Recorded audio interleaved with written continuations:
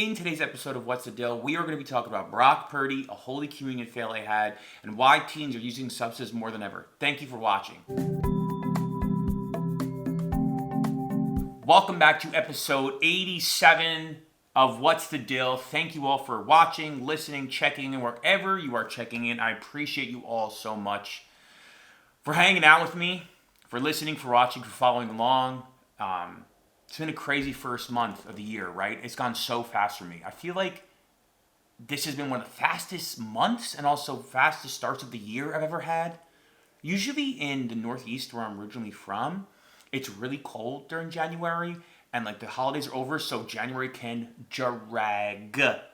Down here in Texas, it's a little warmer. We had a little cold stretch, but it's warmer, so it kind of feels a little bit like a Jersey October. And it still went fast. So it wasn't like I was just trying to wish away the month. Like this month went fast. So I don't know if it's gone fast for you. Let me know if it's gone fast for you. Okay, we're going to jump right into some topics. We have some great, fun topics we're going to get into. First one is I had a Holy Communion fail. I had something funny happen to me last Sunday at church where it's very uniquely Catholic, and if you know, like, if this has happened to you, you gotta let me know, because this was so funny to me, and it's just like, oh my gosh, it also is just like cringing. I was like cringing in church. So our family, we were doing something last Sunday. We had some good family stuff. We were going around, we were doing some shopping for the baby coming, and we were kind of out and about. And so we went to not our usual parish. We went to another great parish here in Austin. It was like the 5 p.m. parish, or the 5 p.m. mass. And great parish. I've been there before for daily mass sometimes. I love it. It's a great one. I'm not going to shout it out because I don't want people to start putting pieces together. Not that this story is anything bad, but just still. And so when I go to communion, we have our 18-month-old. And, he's got to come in my arms up with me to communion. Because we can't leave him alone in the pew. He'd be out of there. He'd be halfway to the car. Even if for the 2 minutes we went up to communion, he'd be gone. He'd be up with another family. He'd be like, "This is my family now. It's bye, mom and dad. I'm going with them now." So I bring them up to communion. So as Catholics, we know there's 2 ways to receive communion. Now, if you're not Catholic, you can receive communion 2 ways. On your hands, like this, body of Christ, on your hands, or on your tongue. I sometimes get very nervous about dropping communion, dropping the blood of Christ. I get very nervous about that. I don't know about any of y'all. I get nervous. I've always been nervous. Even when I was a kid, I would get nervous. I'm going to drop the communion, drop the chalice, always. I always get nervous that I'm going to drop communion and, the Eucharistic minister or the priest is going to have to stop. They're going to have to break out the special cloth and the special holy water and start wiping. I'd be holding up everybody's line. They'd be looking at me like, dude, can you believe this guy dropped Jesus? I'd be like, I'm sorry, I didn't mean to. So I've always been really nervous about that. From that nervousness of trying to be reverent and not fumble the body of Christ, I have been carrying my son in one arm and receiving on my tongue. Now, I'm not going to do the face because you know how to receive on the tongue. And if you're not Catholic, it's you just stick your tongue out and the Eucharistic minister puts the Eucharist, the host, on your tongue. Pretty seamless process. Across the world, millions of people are receiving on their tongues every day. Every Sunday, every day. This past Sunday, we're in a new parish. And I walked up with my son, and I try to put him to the side like this, so he doesn't reach out, he doesn't grab, he doesn't do it. Now, the good thing, we've taken our son to Mass, actually, every single week since he's been alive, and he actually loves church, he loves Mass. He's active, and he loves playing, but he kind of loves seeing what's going on. Actually, we go up, the closer we are to the altar, and the closer we are to the action, the more he's very kind of seeing what's going on, like looking around, he always looks up, and we think he's like seeing angels. We're like, dude, are you seeing angels? Are you seeing our ancestors? Tell them we say hello. Tell them we say hi. Their souls are so pure. We're like, are they seeing the other side? So, again, my nervousness of dropping communion. I keep him in one arm, and then I lean in with to receive on my tongue. And what happened to me, which made me almost cackle with laughter and cringe, is what has happened before to people, which is I receive with my tongue, the Eucharist leader put Jesus on my tongue, and their finger just like slid on my tongue and down my lip. Total honest mistake. But I felt their finger on my tongue and on my lip. I tasted their finger. I was like, ha, ha, ha. Oh, oh. I tasted their finger. It was just so ever gently on my tongue, down my lip, because they were trying to get out of the way. And I just was like, oh, not what I wanted for this interaction. But, I had to be reverent. I just kind of received and kind of, made the sign of the cross with my son in my hand. And I was just like, in my mind, I was like, whoa, that was so classic and such a funny Catholic thing that is so niche to Catholics. It's the most niche thing ever. You would never understand this if you're not a Catholic. But it's the most niche thing. I think it's so funny, which is you receive Jesus, you receive the Eucharist on the tongue, and the Eucharist minister's finger gets in your mouth, and it's just like, I tasted your lunch. I hope the tacos were good. So fun. I was trying not to laugh, and I laugh easily. If you haven't noticed already, for those of you that know me know that I do, and if you don't know me as well, I laugh easily. I love to laugh. I laugh at appropriate times. I've been known to laugh at inappropriate times. Mass has not stopped me from laughing. So I'm trying to keep a straight face because this is just such a classic funny moment where I wonder if she was oh my gosh, I can't even put my finger in that guy's tongue, on his mouth. I was thinking is she thinking about it too? Because I'm thinking about it. I hope she's not thinking about it, but I'm thinking about it. I'm just gonna try to be reverent, try to pray, and not think about the taco fingers that were just in my mouth right now. But I had to keep a straight face, but I kind of was holding my son, and I kind of put my hands in my mouth because it's I try not to show that I'm laughing as I just received Jesus. But it was very funny, so I thought I'd share that with you because that was such a funny thing. I was man, this is I gotta talk about this because it's just so classic. Moving on to our second topic. Our second topic is going to talk about a little bit of football, particularly 49ers, particularly our boy Brock Purdy. For those of you that don't know, Brock Purdy is the starting quarterback for the San Francisco 49ers. They are in the Super Bowl against the Chiefs this year. And Brock Purdy is an openly and strong, outward, open Christian. And he's been very open about his faith. And he's just a great dude. And I know it's a very classic ththing for maybe, to get excited about, athletes that are Christians, but I still love it. I love doing it. I feel it's a very, it's what old, our parents used to do, kind of oh, did you know, Denzel is Christian, or, did you know David Robinson is Christian? So Brock Purdy's kind of the newest iteration of that, and he's a great dude. He's been on some podcasts, and he's been on some interviews. And he's just had some great bits about his faith and his faith journey. And you got to think about it. This guy was in college a few years ago. This guy was in high school 6 years ago. High school. Now he's starring in the Super Bowl. So pretty fast transition for him in terms of money, fame, power, expectations. So he was on a podcast, the Sports Spectrum podcast, which I encourage you to go check out. It's deals with sports and faith. Great brand. And he was talking about his faith. Now I'm going to play a clip right here where he just talks about this idea of what God has called him to do with his newfound life as a starting quarterback in the Super Bowl. So let's watch it right here. I mean, honestly, one of the things that I had been reading throughout the season was Mark 8:34. Talks about Jesus is telling his disciples, if you want to follow me, deny yourself, take up your cross, and follow me. And it also talks about if you try to hold on to your life, you'll lose it. But if you lose your life for my sake, you'll save it. And so I think really that is just I feel the message of the whole season with all the stuff that had happened, coming in, playing, been having success, and maintaining that success, getting to the playoffs and doing all these things that, a rookie quarterback hadn't really done in NFL history. And with myself and my mindset with it was exactly that verse that Jesus had told his disciples thousands of years ago.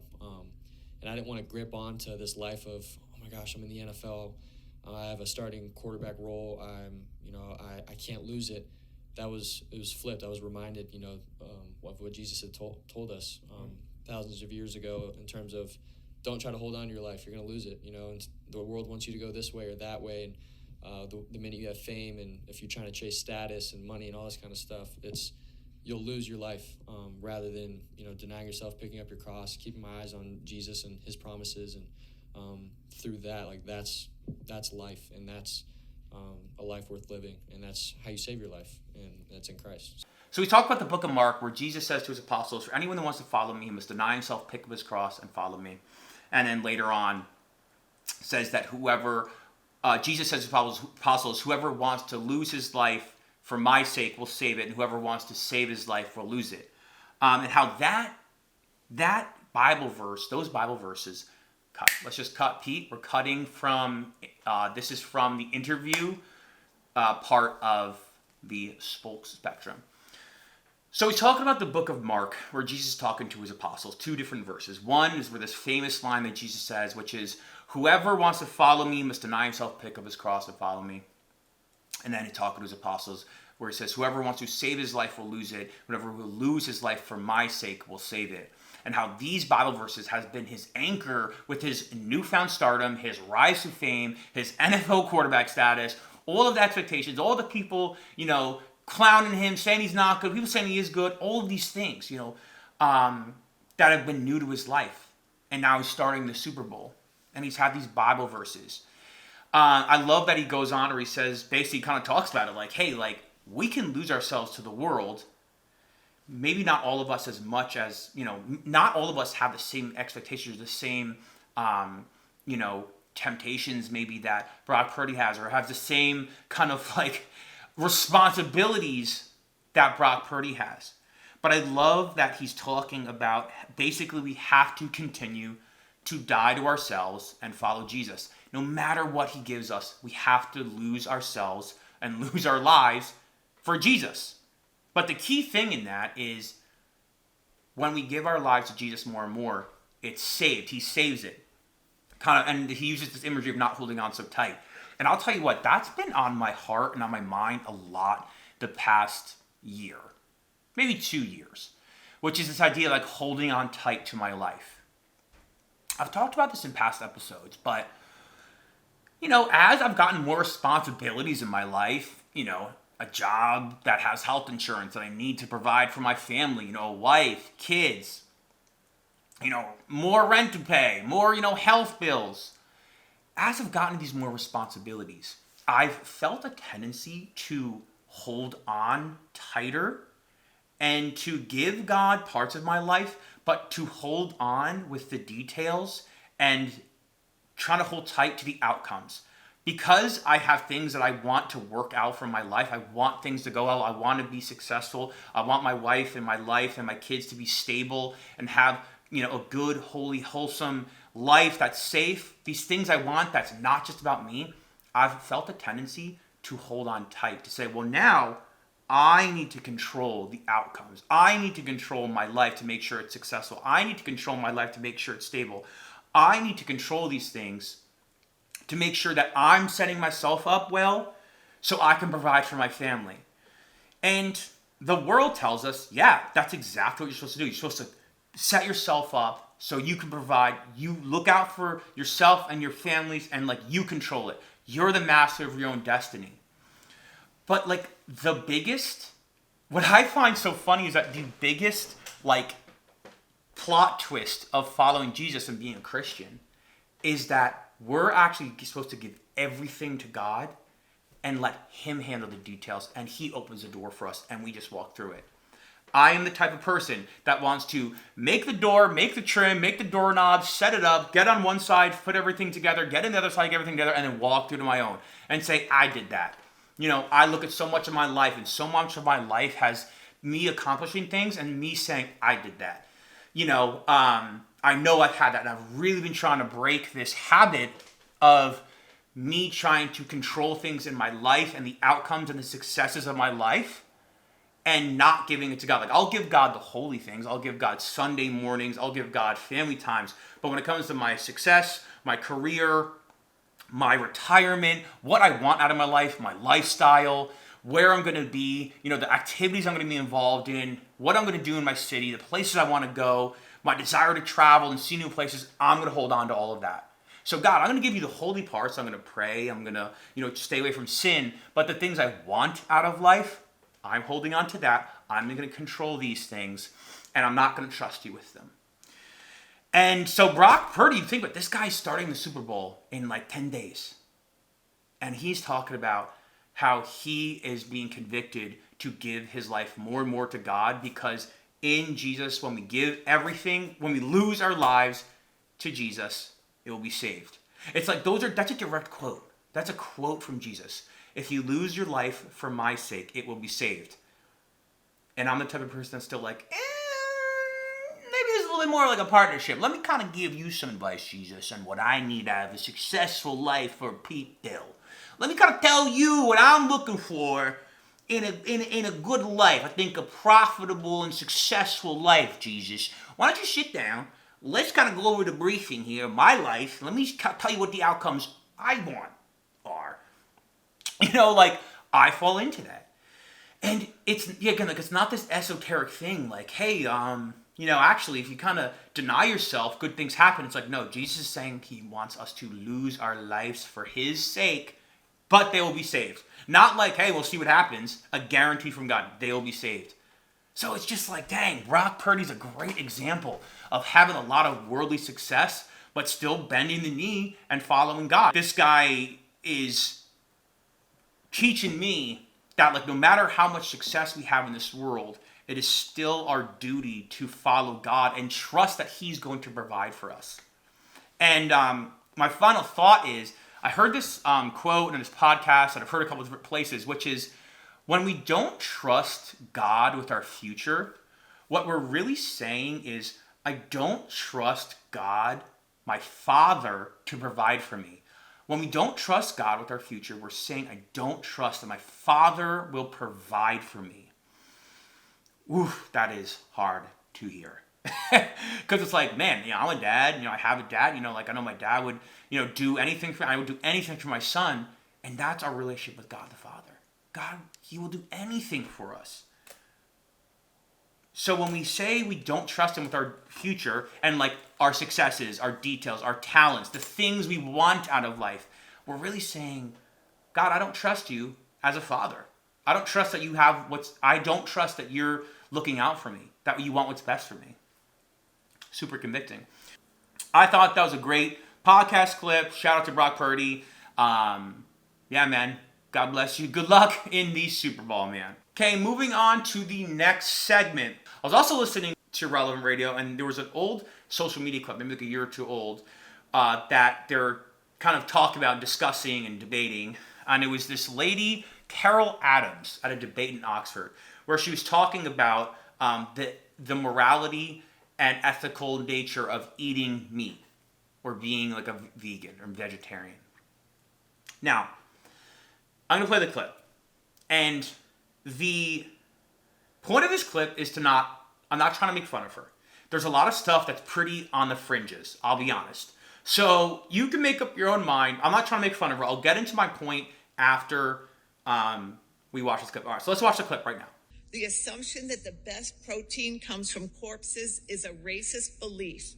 How do you know the animal would have picked you to feed off their corpse?